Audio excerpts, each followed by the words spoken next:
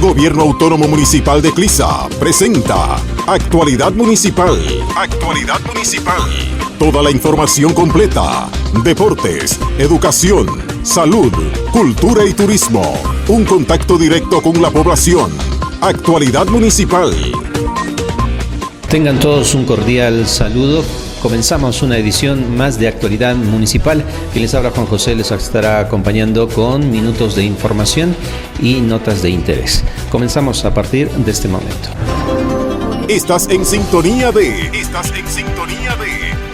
Actualidad Municipal. Vamos con la primera nota. A continuación, la siguiente entrevista a el director de Desarrollo Productivo, ingeniero Raúl Ortuño, que da a conocer que ya se fueron ubicando, ¿no?, los lavamanos móviles que están distribuidos en diferentes sectores. Escuchemos a continuación el detalle de cómo usted puede tener acceso a esto en vías públicas, como también en lugares donde se brindan algunos servicios. Bien, en principio saludar a la población cliseña por este medio. Es evidente, ¿no? El señor alcalde, el ingeniero Walker Yanes Román, recibió una donación de agua tuya que consiste en los lavamanos, algunos equipos de protección para los que están recogiendo el seleccionado de la basura. También recibimos una donación de una cámara para desinfección. Estos lavamanos los estamos utilizando en sectores más críticos de la población. Están en la plaza principal, en dos sectores, en los mercados comunales. Posteriormente está en el mercado central de Clisa, por donde el Coliseo, incluso en el mismo matadero, que ingresa bastante gente. Entonces estamos dando las medidas de bioseguridad a la población. Incitamos a la población que no se pasen de largo esos sectores donde está, por ejemplo, en la plaza principal, su lavamanos, su desinfectante, su alcohol, incluso un papel higiénico para poder secarse la mano después de hacer esa operación. Simplemente de esa manera ya desde el nivel central del Estado nos han dado las instrucciones o las medidas de bioseguridad para poder frenar esta enfermedad que es el coronavirus. Incitar a la población de que den uso a esas lavamanos para poder desinfectarnos las manos y así evitar este contagio local, ¿no? Muy importante que mientras usted está en la vía pública pueda ejecutar el lavado de manos en los ingresos, tanto al mercado y en esta oportunidad en lo que es la apertura de ingresos municipales, donde también hay un lavamanos. Y hablando de ingresos municipales, a continuación tendremos la entrevista al licenciado Rodrigo, quien forma parte de recaudación de impuestos del automotor, que a continuación nos da la siguiente entrevista luego de hacerse la apertura, ¿no?, gradual del cobro de diferentes servicios. Muy buenos días, primeramente saludar a toda la población en general y dar a conocer la renovación de las actividades administrativas en la unidad de ingresos municipales. La unidad de ingresos municipales, específicamente en la sección de vehículos automotores, se está procediendo al cobro de los impuestos del impuesto municipal a la propiedad de vehículos automotores, vale decir de la gestión fiscal 2019. También aclarar que es el primer año que se está cobrando con la Ley Municipal Autonómica número 119, en la que establece diferentes parámetros en las tablas para hacer el cálculo del impuesto a la propiedad de vehículos automotores, en la que también dar a conocer a la población en general que esta nueva ley y con la aprobación de las nuevas tablas hace que el contribuyente obtenga más beneficios y que el impuesto en sí, en general, hablando en términos específicos, reduciera. Eso es lo que tal vez a la sociedad o a la gente del pueblo cliseño nos interesa un poco más, que los impuestos, en diferencia de otros municipios, han sido considerablemente rebajados, si se podría decir, o vale el término de decir. También se ha procedido con la autorización o con el inicio de cobro de este impuesto a la propiedad de vehículos automotores desde el 24 de marzo, que tiene un descuento escalonado hasta el 30 de junio. Es decir, que del 24 de marzo al 30 de junio aplica un descuento del 15%. Del 1 de julio al 30 de septiembre aplica un descuento del 10% y del 1 de octubre al 31 de diciembre aplica un descuento del 5%. Entonces, ¿no?, invitar a toda la población en general a hacer la obligación de su cancelación de este impuesto, que es de la gestión fiscal 2019, y de esta manera poder contribuir al municipio con sus obligaciones tributarias y así el municipio poder ejercer mejor función y mejor desempeño. Buen día, don Jacinto. Buen día, don Tenorio. Linda tu camioneta. ¿Hace cuánto ya lo tienes? Ya debe ser 2 años o más. Ya debe impuestos de este año también. ¿Sí? Le comento, don Jacinto, que ya se inició el cobro de impuesto municipal a la propiedad de vehículos automotores terrestres, con un descuento escalonado del 15% hasta el 30 de junio, 10% del 1 de julio al 30 de septiembre y 5% desde el 1 de octubre al 31 de diciembre. ¿En serio, don Tenorio? Eso sí que está como para aprovechar. Mientras más antes, mejor. Sí, y no solo eso, don Jacinto, porque por primer año se cobrará con la nueva Ley Municipal Autonómica número 119, aprobada el 31 de diciembre del 2019, y que dicha ley trae mayores beneficios a todos los contribuyentes, ya que dicha ley rebaja el monto determinado al impuesto municipal a la propiedad de vehículos automotores terrestres. Eso sí es buena noticia. Gracias, don Tenorio, por avisarme. Mañana mismo iré al banco a pagar los impuestos de mi movilidad. Así me beneficio de esos grandes descuentos. Así es, don Jacinto. Y recuerde que nuestros impuestos se convierten en obras. Señor contribuyente, cumpla con su pueblo. Clisa, clisa, clisa, Bien, continuando con más notas, a continuación tendremos la entrevista al ingeniero Juan Fernández, que dentro de esta categorización de riesgo medio y aprovechando un poco la flexibilización que se tiene y dentro de todo de tener alguna actividad en lo posible, se realizó una supervisión a una de las obras que se viene concluyendo. Una de las empresas estuvo presente en nuestro municipio para hacer una evaluación, ¿no?, y ver cómo está el estado, ¿no?, de diferentes obras, dentro de todo para poder ver y realizar algún que otro cambio. En esta oportunidad se realizó una entrega provisional y también con algunas observaciones que estará detallando en la siguiente entrevista. Muy buenas tardes. En realidad sí se realizó la inspección del canal Sachacalle. Estos proyectos son proyectos del fondo indígena que ya fueron concluidos, ¿no?, prácticamente. Se ha hecho el recorrido de todos los tramos, del tramo 1, 2, 3, de las comunidades de Sachacalle, Mozos Rancho. En estas inspecciones hemos participado tanto la empresa, la comunidad y los técnicos de comisión del canal.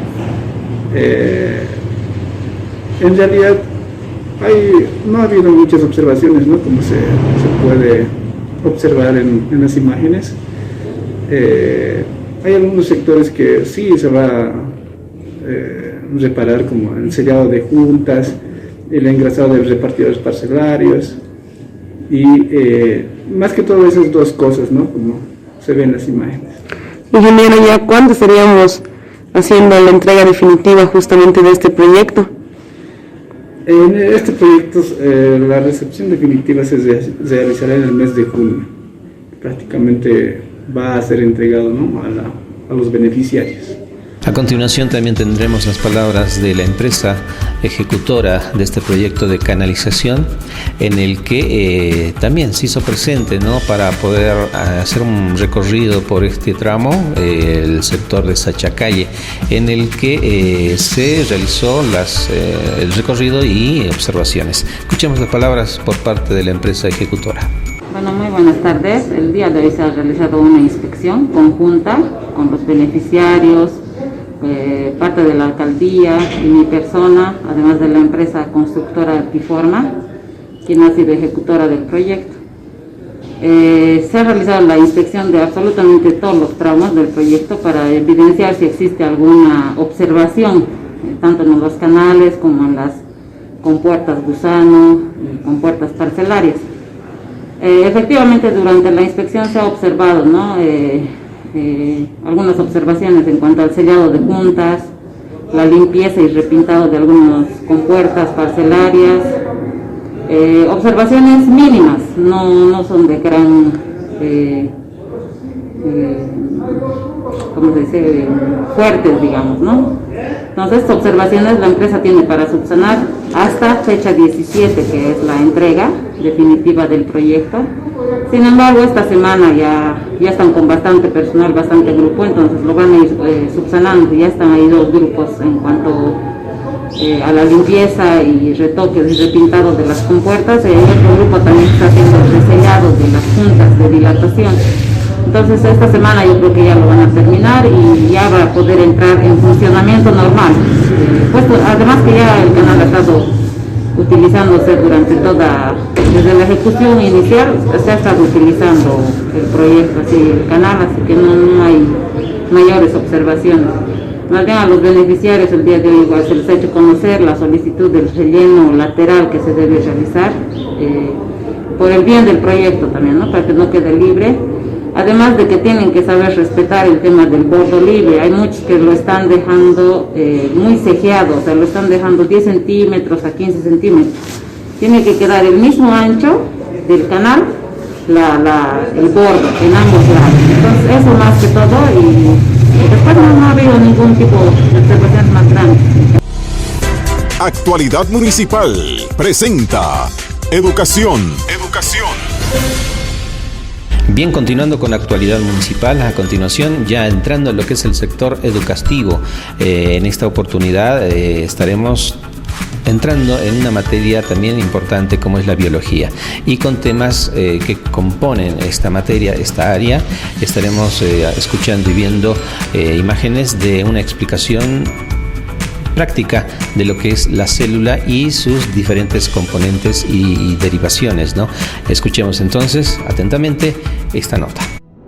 Las células procariotas.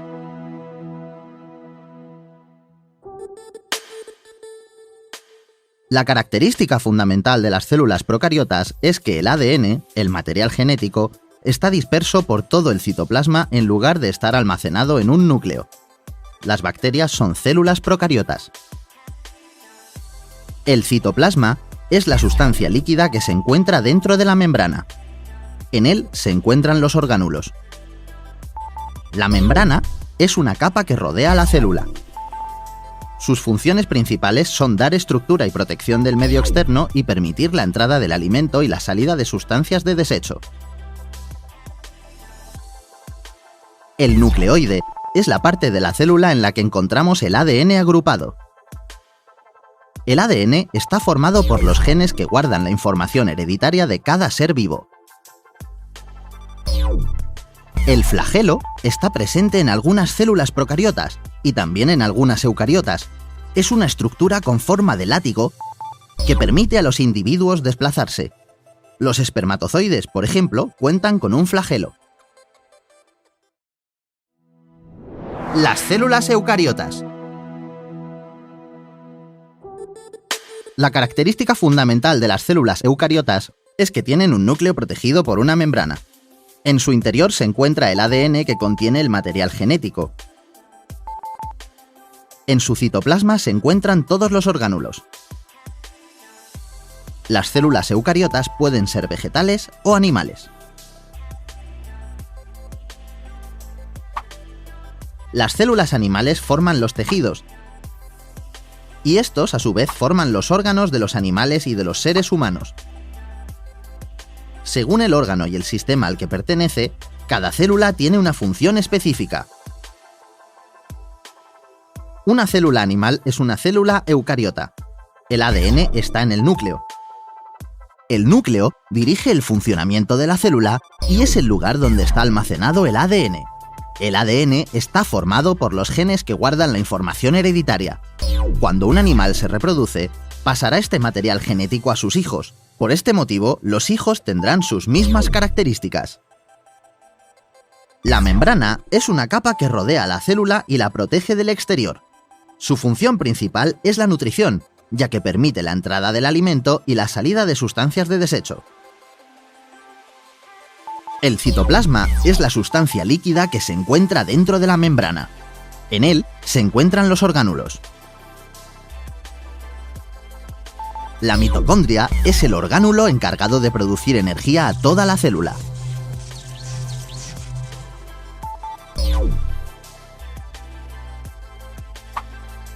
Las células vegetales forman las plantas, árboles, flores, verduras o frutas y se encargan de que éstas puedan crecer y desarrollarse.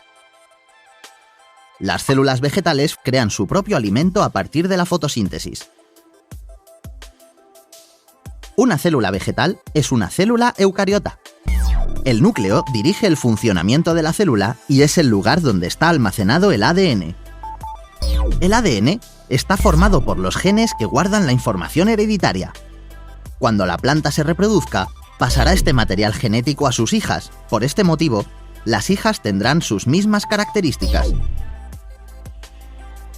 La membrana es una capa que rodea la célula y la protege del exterior. Su función principal es la nutrición, ya que permite la entrada del alimento y la salida de los desechos. Tiene una pared rígida que permite que las plantas puedan estar de pie.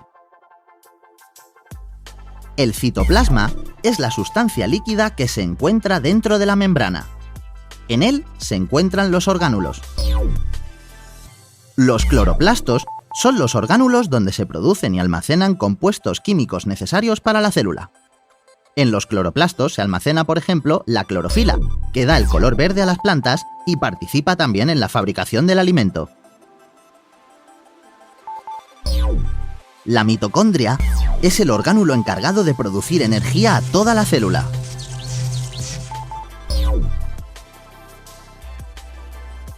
Bien, a continuación seguimos en este espacio de la educación dedicado, ¿no?, para los jóvenes estudiantes, en la cual a continuación también nos introducimos poco a poco en cada una de ellas. En esta oportunidad elegimos esta otra área y materia, como es la química.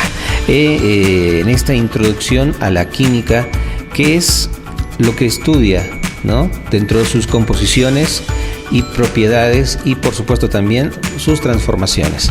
Así que para los jóvenes estudiantes que dentro de todo de algunos niveles van a empezar a conocer lo que es esta área, tenemos esta práctica explicación en la siguiente nota.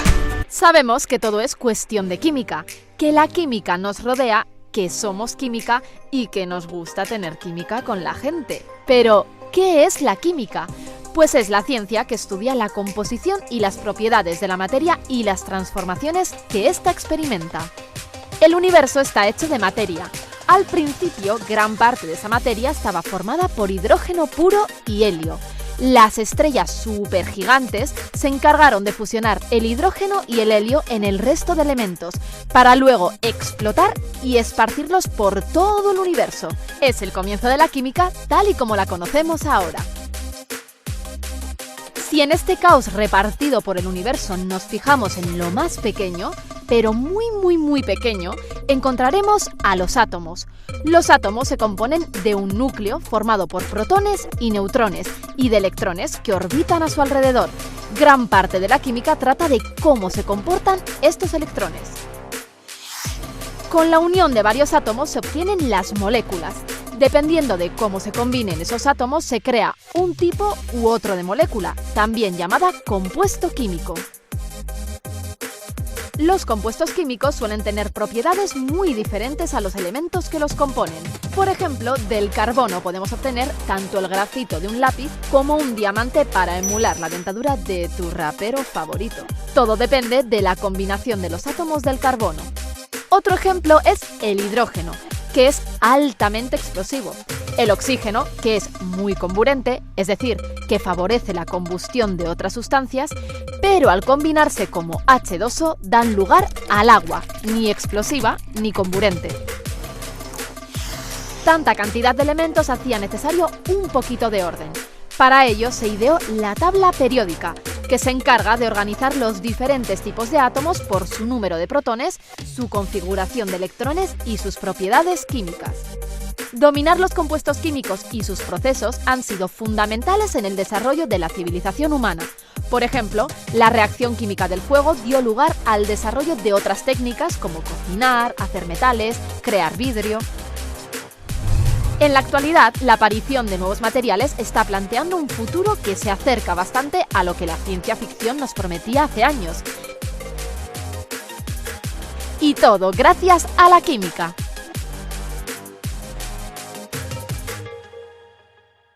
Continuamos con el sector educativo y en esta oportunidad y continuando entramos a otra materia como es la historia. Y dentro de todo, en esta primera emisión de lo que es la historia, estaremos haciendo la introducción básicamente y también entendiendo de alguna manera cómo la historia tiene esta introducción como disciplina, poder entenderla así de esa manera y poder comprender un poco más en qué consiste, ¿no?, esta área, esta materia, ¿no?, y poder quizás dentro de todo aplicar uno de los sentidos que en esta área es muy importante, es el auditivo, oír, escuchar atentamente, ¿no?, en qué consiste. En próximos programas estaremos ya abarcando también, ampliando un poco ya de diferentes temas y puntos de la historia en general. Pero escuchemos esta pequeña introducción a la historia como disciplina.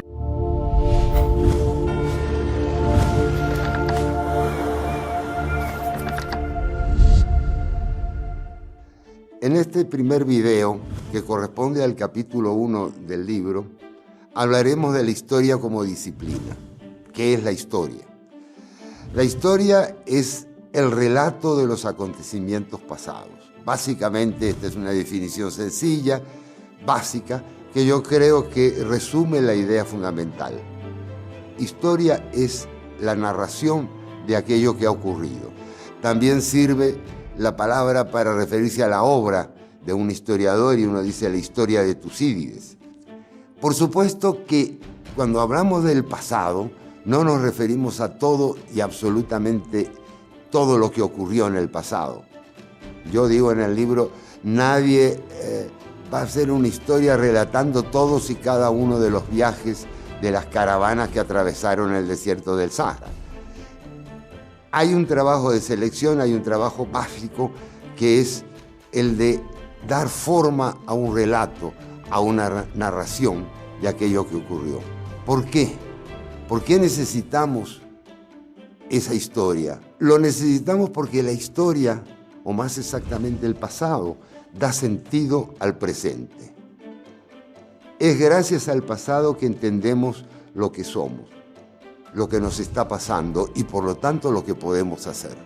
Por lo tanto yo diría que se hace historia para comprender el presente y se comprende el presente para poder proyectarnos hacia el futuro, que es en el fondo una de las cosas humanas que todos tenemos, el dirigirnos hacia metas, el tener proyectos, el avanzar hacia algún punto.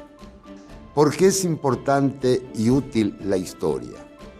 Tanto a nivel personal como a nivel de los pueblos, de las colectividades, de las sociedades, la historia es importante, como decíamos, porque da sentido a lo que estamos haciendo. Piense cualquiera de los que me estén escuchando y viendo, ¿por qué está aquí viendo este video? Y la explicación de por qué está viendo este video va a venir de los hechos pasados que lo condicionaron. Porque le interesa la historia. ¿Y por qué le interesa la historia? Porque pasó esto o lo otro, porque se inscribió en un curso determinado, está haciendo una maestría, porque quiere conocer, porque quiere debatir cosas que en el fondo obedecen al pasado, a su pasado personal. Lo mismo sucede con los pueblos. Claro que hay que hacer a estas afirmaciones algunos ajustes. Hay una frase de un filósofo español, Santayana, que dice: quienes no recuerdan su pasado están condenados a repetirlo.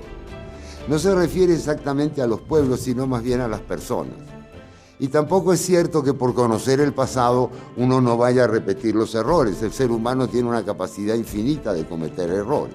Pero en todo caso, conociendo el pasado es que podemos asimilar la experiencia de otras personas, la experiencia de otros pueblos, el recorrido que han llevado a guerras, a revoluciones o a fracasos y éxitos tanto personales como colectivos.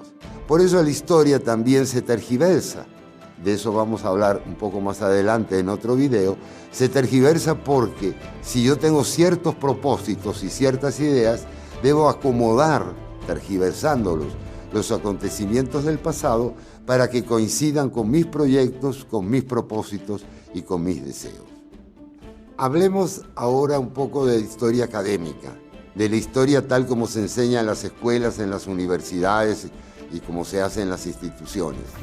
La historia académica surge con el crecimiento de las universidades y la masificación de la educación, diríamos hace unos 200 o 250 años, gracias en parte a la obra de Leopold von Ranke, un historiador alemán. Y esa historia académica tiene algunas características ya no siempre respetadas, pero por ejemplo la idea de que hay una historia y una prehistoria.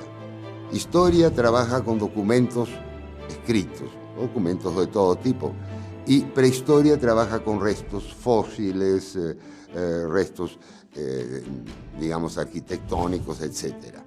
Por cierto, eso ha ido cambiando y ese límite entre prehistoria e historia se ha ido difuminando un poco. También la historia clásica, la historia académica, hablaba de edades, edad antigua, edad media, edad moderna y edad contemporánea. Edades que de alguna manera todavía se usan como un comodín para la docencia, para la escritura y para el lenguaje cotidiano. Sin embargo, hay que tener en cuenta que esas edades se ajustan a ciertos pueblos del planeta, a Europa y las Américas, pero que para la historia japonesa, por ejemplo, no tiene mayor sentido. Otra cosa que plantean los historiadores formales, digamos, es que el historiador no puede estudiar fenómenos muy cercanos en el tiempo, que todavía no son historia. Yo no estoy muy de acuerdo con eso, aunque acepto la idea de que aquello que está muy próximo a nosotros no puede de ninguna manera ser estudiado con mucha objetividad y con mucha, digamos, tranquilidad y con mucha perspectiva. Pero en todo caso pienso que el historiador también debe hacer crónica, también debe ir tratando de asimilar, de interpretar y de organizar los sucesos. Que por lo menos no hay que llevar ese límite de 50 años que clásicamente se ponía para el historiador, porque yo me digo, si yo no estudio los sucesos sino después que ya hayan transcurrido 50 años, ¿qué va a pasar entre tanto?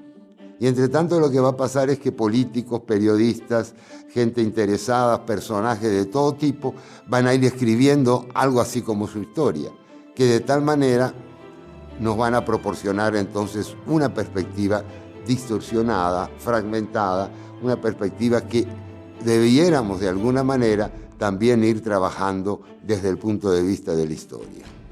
Es por esta necesidad de estudiar los acontecimientos más recientes, los que no han ocurrido hace 50 años, no digamos ayer, pero hace 5, 10, 15 o 20, que hablamos también ahora de historia reciente. La historia reciente es aquella justamente que cubre un periodo donde todavía los actores, las personas que intervinieron en los sucesos que relatamos, todavía están vivos, todavía los podemos entrevistar y tiene ventajas y tiene desventajas, pero es una tarea que yo me he dedicado a hacer y que creo que realmente es fascinante. Tiene la gran ventaja de que hay muchas fuentes disponibles. Están todos los periódicos, las películas, las grabaciones, los noticieros, las personas están vivas, las podemos interrogar, en fin, la masa de datos es abrumadora y a veces el problema simplemente es cómo ir seleccionando entre ellas. Tiene la gran desventaja de que uno también es partícipe de esa historia, que de alguna manera esos acontecimientos no son tan ajenos al historiador como lo son las guerras púnicas o el entierro de Tutankamón. Por lo tanto, hay mayor riesgo de contaminación ideológica, mayor riesgo de emotividad y de pérdida de objetividad. Pero yo creo que teniendo en cuenta eso y siendo conscientes de ese tema, trabajando el tema de la objetividad, como lo vamos a ver en la tercera sesión, pues realmente vale la pena ensayar esa historia reciente que aporta mucho a los historiadores que luego vendrán a hacer un trabajo quizá más desapasionado y más frío. Continuamos con Actualidad Municipal, este espacio dedicado a la educación. Acabamos de escuchar una introducción a la historia como disciplina y por supuesto, ¿no? Complementando este espacio y diferentes materias, ¿no? A continuación, continuando un poco con lo que es la historia, vamos a compartir también en la siguiente nota un poco de la historia y del deporte. Y en esta oportunidad estaremos escuchando una nota interesante que dentro del archivo que hay en diferentes espacios de las páginas del internet usted puede encontrar también mucho material. Es por eso que elegimos que habla un poco de la historia y del deporte de Bolivia. Desde el inicio hasta la etapa de 1994, donde quizás fue una etapa histórica en el fútbol, en este caso, ¿no? La historia del fútbol boliviano, en el que en el año 1994 Bolivia entraba por primera vez a un mundial y por supuesto eso marcaba lo que decíamos, historia. A continuación, en este espacio educativo. El fútbol, como el cine, llegó a Bolivia en la agonía del siglo XIX. El tren no solo trajo mercancías.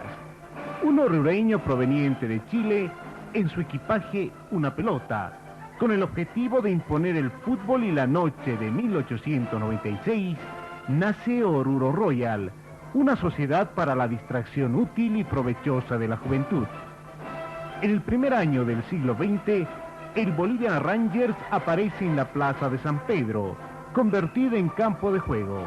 En 1906, unos incorregibles muchachos, llamados Thunders, causaron estruendo al enfrentarse al Oruro Royal, cuyo equipo viajó 3 días en diligencia para jugar en la sede de gobierno. El público se ubicó como pudo y la victoria local se celebró en el Club de la Paz. Hay que parar a los desaforados Thunders.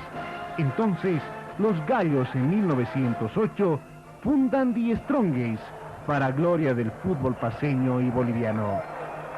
La necesidad de fútbol puede más que otros aspectos, y a partir de 1914 nacen las federaciones departamentales. Las primeras, La Paz, Sucre; Santa Cruz, 1917; 1921, Oruro; Tarija, 1922; Cochabamba, Potosí, 1924. Bolívar debe esperar hasta el 12 de abril de 1925 para ser fundado. En esa fecha nacía el que con el tiempo se convertiría en el rival de todos los tiempos para Die Strongest. Antes de 1950 salen a la palestra otros equipos. San José nace del corazón de los mineros en 1942. 4 años más tarde, Blooming ilumina el cielo cruceño, con el tiempo rival de Oriente Petrolero.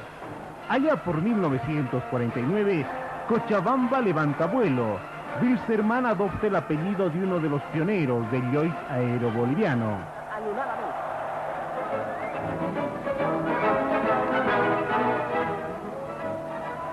Wilstermann comienza el juego y los petroleros organizan el primer avance, que es bien controlado.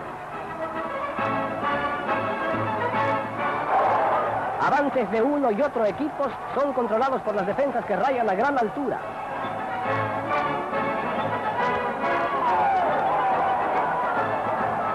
En hábil jugada de sus delanteros, el equipo aéreo marca el primer gol de la jornada, ventaja mínima con la que termina el primer periodo.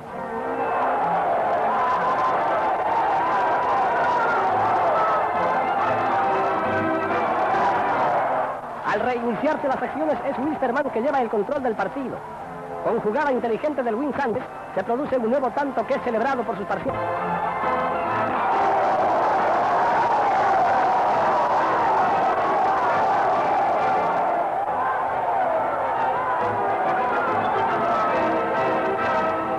El equipo de la casa tiene prácticamente dominio en el campo y, pese al esfuerzo de sus ocasionales rivales, conquista el tercero y último tanto del partido, venciendo así Wilstermann por 3-0.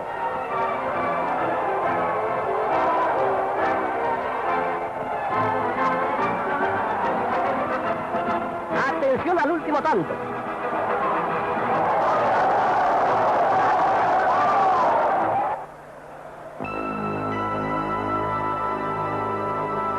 Previa Guerra del Chaco, Bolivia está entre los 13 equipos privilegiados que jugaron por primera vez una Copa del Mundo. Uruguay abre sus puertas en 1930. 20 años después, la segunda presencia, esta vez por deserción de Argentina. La Copa se juega en Brasil. En el cuarto grupo pasó lo que todo el mundo esperaba. En Belo Horizonte se enfrentaron las selecciones de Uruguay y Bolivia. La selección boliviana con camiseta clara no se encontraba entre las favoritas.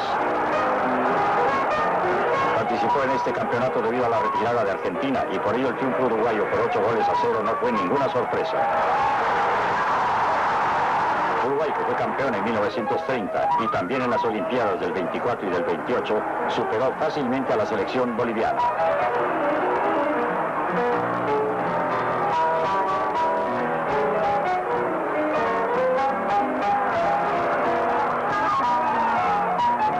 La meta boliviana sufrió los efectos de la delantera uruguaya.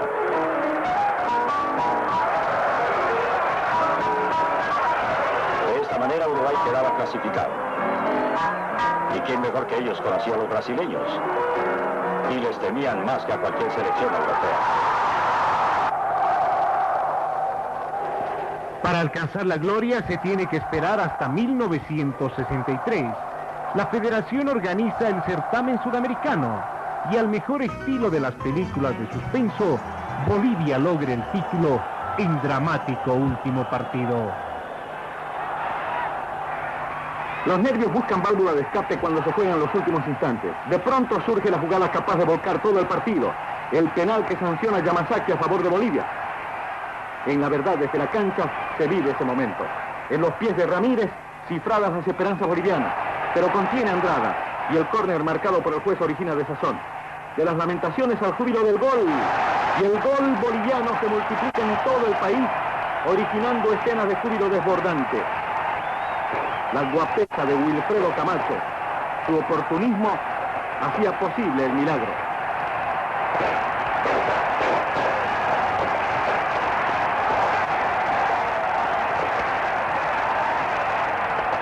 Argentina se juega en los últimos minutos, pero ya es tarde.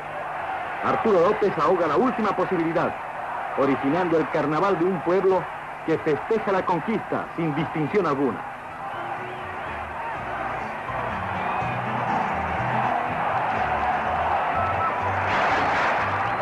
Ha terminado el cotejo y entonces se conmueven las instalaciones del Estadio Siles. Vibra Bolivia entera, desde La Paz hasta Tarija, en Cochabamba, Oruro y Potosí, en Sucre, Beni y Santa Cruz, en Pando, en todo el país se vive la euforia de la conquista. Euforia limpia que se manifiesta en todas sus formas. Se ha ganado correctamente, inclusive en el momento decisivo, tras el infortunio de un penal errado para trocarlo con un gol de antología, a ritmo de campeón.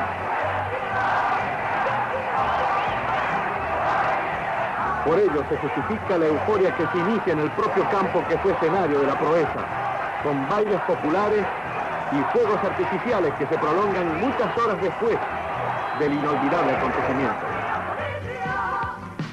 Con la llegada de la televisión, la Copa Simón Bolívar deja el paso a la liga profesional. Quisieron salir de la crisis, pero en 22 años, esta terminó con la vida de varios equipos que ingresaron al círculo privilegiado del fútbol boliviano.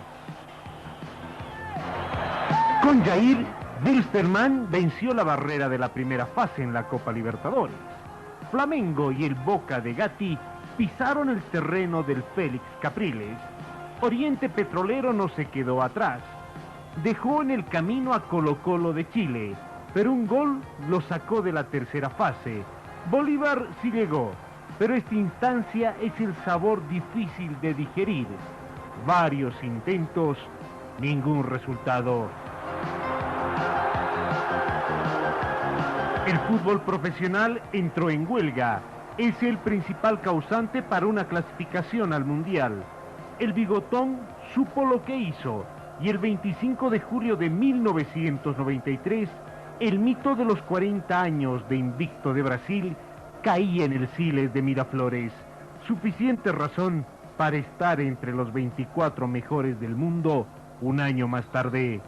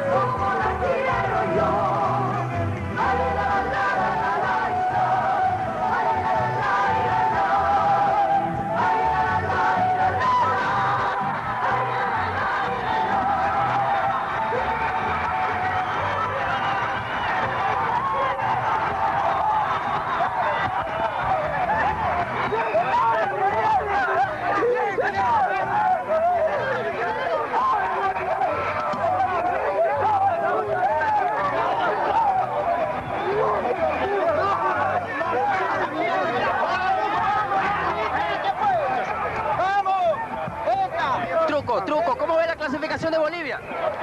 No sé los resultados. Decímelo. Prácticamente está clasificado Bolivia. ¿Por qué? ¿Cómo es el otro? Porque va a ganar Brasil. Uy, macho.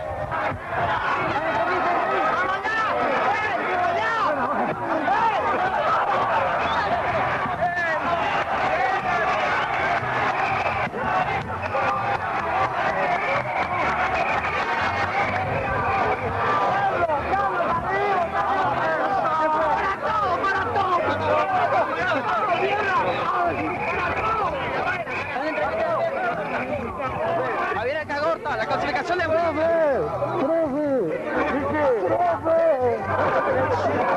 Javier Cagorta, clasificación y algo histórico. Sí, estamos muy contentos, gracias a todos. Un sueño hecho realidad. Sí, un sueño hecho realidad.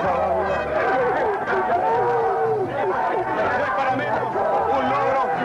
Marco Antonio. Un sueño hecho realidad, ir al Mundial. Tanto lo persiguió Bolivia y ahora pues en la clasificación vinieron a sacar lo suyo pues con garra, con corazón y con mucha perseverancia pues lograron un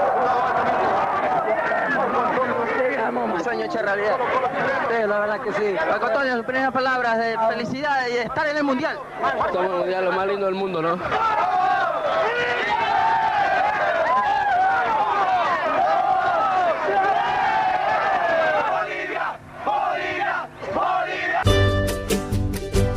Comunicado. Se comunica a toda la población que se llevará a cabo la venta de maíz libre en la Plaza Defensores del Chaco. El funcionamiento se realizará desde las 4 de la mañana hasta las 12 del mediodía con todas las normas de bioseguridad.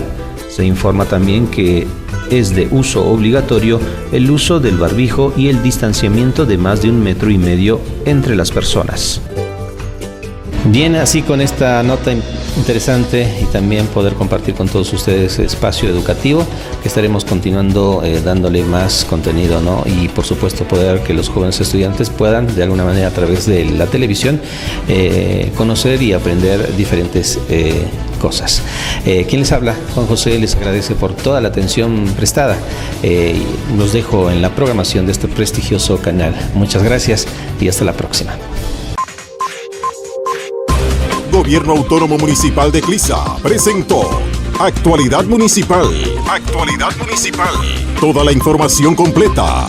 Deportes, educación, salud, cultura y turismo. Un contacto directo con la población. Actualidad Municipal.